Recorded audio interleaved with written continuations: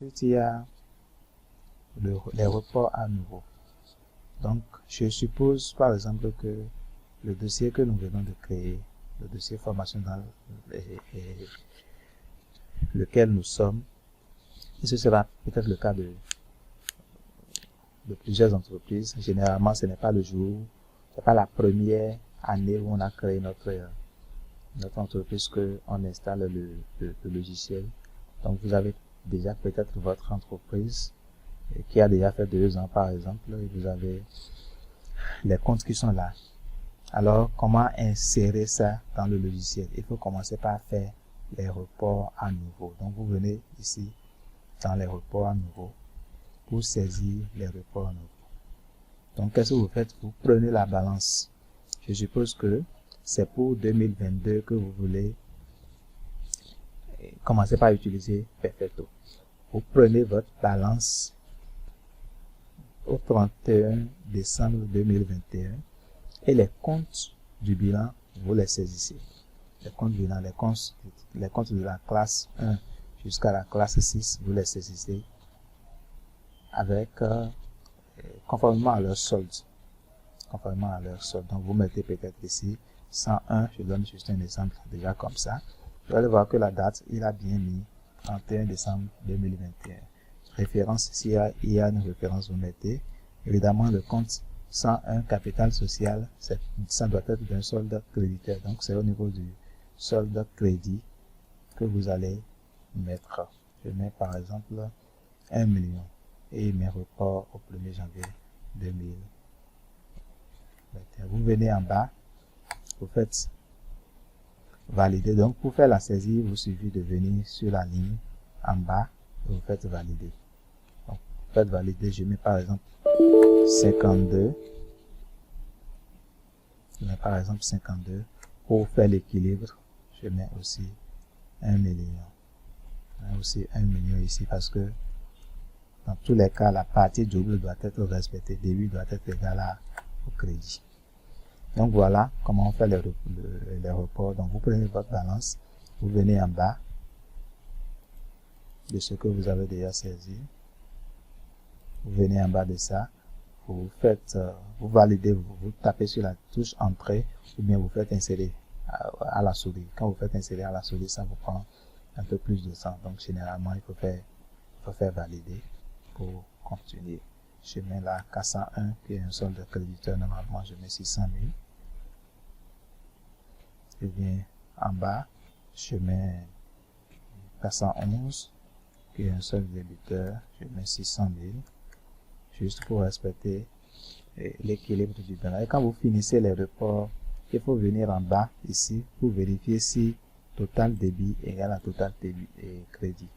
Parce que généralement, lorsqu'on a une longue liste de reports à faire, peut-être qu'au lieu d'enregistrer quelque chose au début, on l'a mis au crédit.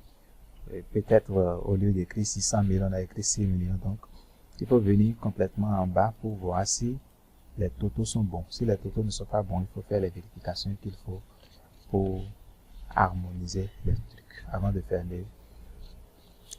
les reports à nouveau. Donc, vous fermez les reports à nouveau et vous venez dans saisie. Vous venez dans saisie, vous mettez saisie dans les journaux. Saisie dans les journaux.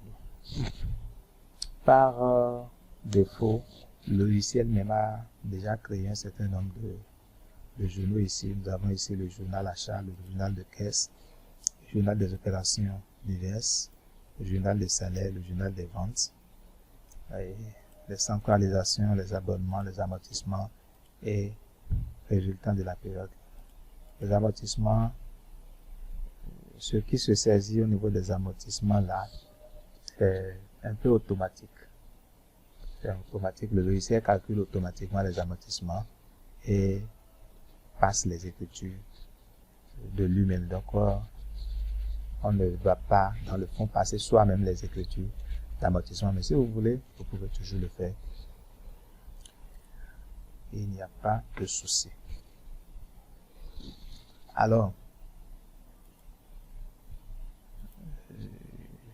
je suppose que l'entreprise a une caisse centrale et une caisse menu dépenses par exemple. Ce qu'il faut faire là, puisque ici nous avons juste le journal caisse, c'est qu'il faut créer un autre journal. Donc, comment crée-t-on un journal dans le logiciel? Pour créer un journal dans le logiciel, vous venez ici dans définition. Vous venez dans définition, vous venez dans journaux. Vous faites journaux. Vous faites maintenant insérer. Donc, c'est le même processus chaque fois qu'on veut créer quelque chose de nouveau. On fait insérer. Vous mettez le nom le code que vous voulez donner au journal à question. Donc, je mets ici CAIP par exemple pour parler de caisse principale. Donc, je mets ici caisse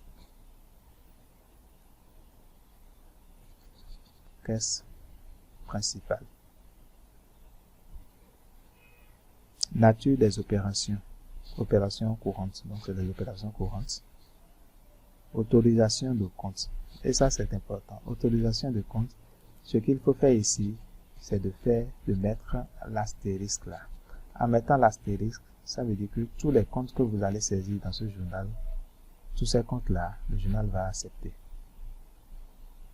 Mais vous avez aussi la possibilité de limiter. Vous pouvez mettre par exemple 6, 7, 5, je suppose. Vous mettez peut-être 6. Bon, je vais dire 1, 2, 3, 4. Avec espace. En faisant ça, tous les comptes que vous allez saisir seront des comptes de la classe 1, 2, 3, 4 et 5. Et 1, 2, 3, 4. Si vous voulez saisir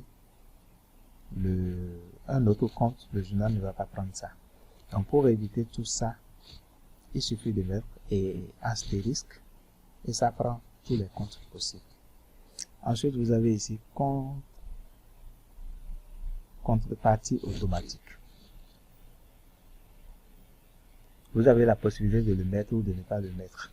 La contrepartie automatique, c'est quoi? C'est que quand vous faites une saisie, généralement on saisit le débit, ensuite on saisit le crédit. Donc quand vous faites une saisie au débit, lorsque vous voulez continuer la saisie, le logiciel même vous propose en même temps le compte qu'il faut utiliser de l'autre côté. Donc ici, si nous sommes dans le journal de la caisse, c'est que obligatoirement dans un jeu d'écriture comptable, on doit avoir le numéro de caisse dans ce journal-là. Donc vous pouvez alors, dans ce cas où on sait que ce numéro va forcément venir, vous pouvez dans ce cas alors mettre le numéro de caisse principale. Donc vous mettez ça là et puis vous validez. Vous avez toujours, c'est pas parce que le logiciel vous propose ça qu'il faut forcément utiliser ça, mais ça vous permet de gagner du temps. Lorsque vous saisissez achat par exemple de telle chose 500 et que vous voulez aller saisir le crédit, une fois que vous validez le 700, le 500, le 750, le 57.1 apparaît directement dans le numéro de compte. Vous n'avez pas à saisir ça, ça vous permet de gagner un peu plus de temps. Donc on va partir sur cette base là. Voilà, on vient de créer ce journal. Évidemment, on peut créer d'autres journaux. Donc voilà simplement comment on crée un journal dans le logiciel. Et quand vous finissez de créer le journal, vous fermez. Vous allez voir que le journal en question va venir ici dans la liste des journaux. Alors, une fois que nous savons comment créer les journaux dans le logiciel, il faut faire les saisies dans le logiciel. Et pour faire les saisies, vous venez, vous choisissez le journal en question. Donc on va commencer par le journal achat. Vous choisissez le journal achat. Vous venez sur le bouton saisir les écritures. Et puis vous appuyez comme ça. Saisir les écritures. Pour saisir les écritures, donc pour faire chaque nouvelle chose, qu'est-ce qu'on fait? On fait insérer ou carrément, c'est ce qu'il faut faire pour être rapide. Vous appuyez sur la touche entrée de votre clavier, donc vous validez. Vous mettez la date 02 01 20 22. Le numéro de pièce est automatique. Ça prend le numéro 1. Le numéro de compte, je mets 601. Référence, c'est peut-être le numéro de la facture. Vous mettez facture 1 par exemple. Le montant débit, 600 000, pardon, 600 000. Vous mettez là, suivant facture, temps, ou bien suivant achat, ce que vous voulez. Donc, vous mettez le libellé suivant facture numéro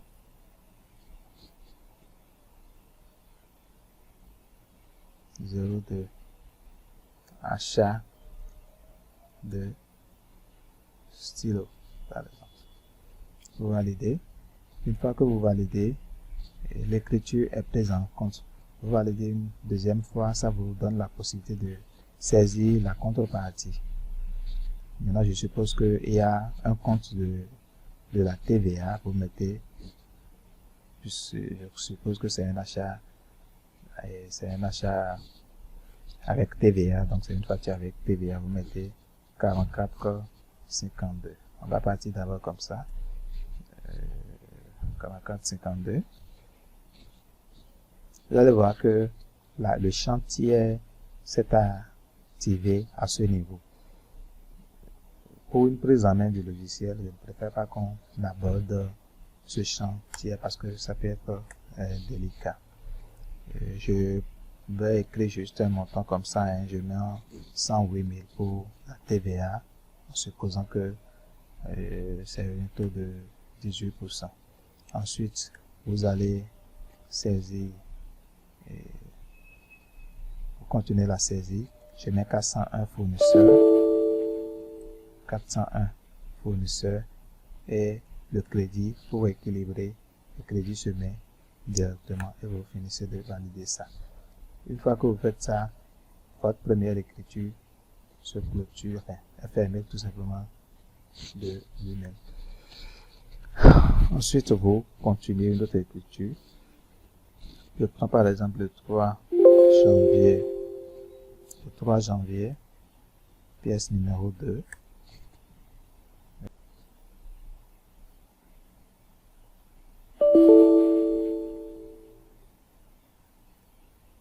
Donc 6112, transport suivante, référence 0022 00125, transport, je suppose 50 000, suivant, transport de chaises par exemple, et là je mets 401 tout simplement. Donc une écriture à deux comptes. Ensuite on continue, je mets le 15 janvier maintenant et le numéro 3, la pièce numéro 3, je mets encore 601, achat de marchandises, FG20, achat de marchandises 100 000, suivant achat de marchandises, bien achat de telle marchandise ou bien facture numéro, vous mettez selon ce que vous faites d'habitude. 44,5 TVA, 18 000, donc 401, 118 000. Donc c'est tout simplement de cette manière qu'il faut faire les saisies comptables. Maintenant, je vais continuer avec une saisie ici. Vous voyez ici, nous sommes au 15 janvier. Je suppose que j'ai omis une facture du 13 janvier.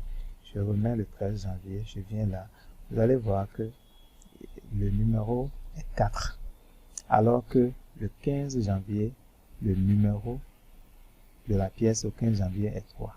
Donc, qu'est-ce qui se passe? Lorsque vous ratez la chronologie, le logiciel continue par numéroter en tenant compte du nombre de pièces qui est enregistré.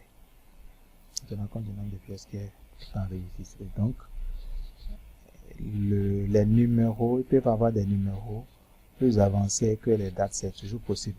Sauf si à son propre niveau, on s'arrange pour que toutes les pièces se classent chronologiquement avant de les enregistrer.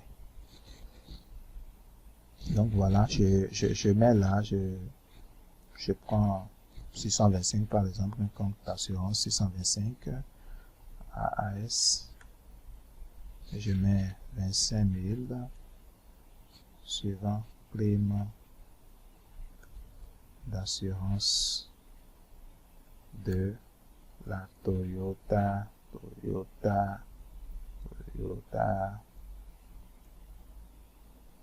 AZ 1182 RB. Je vais toujours continuer avec 401 25 000.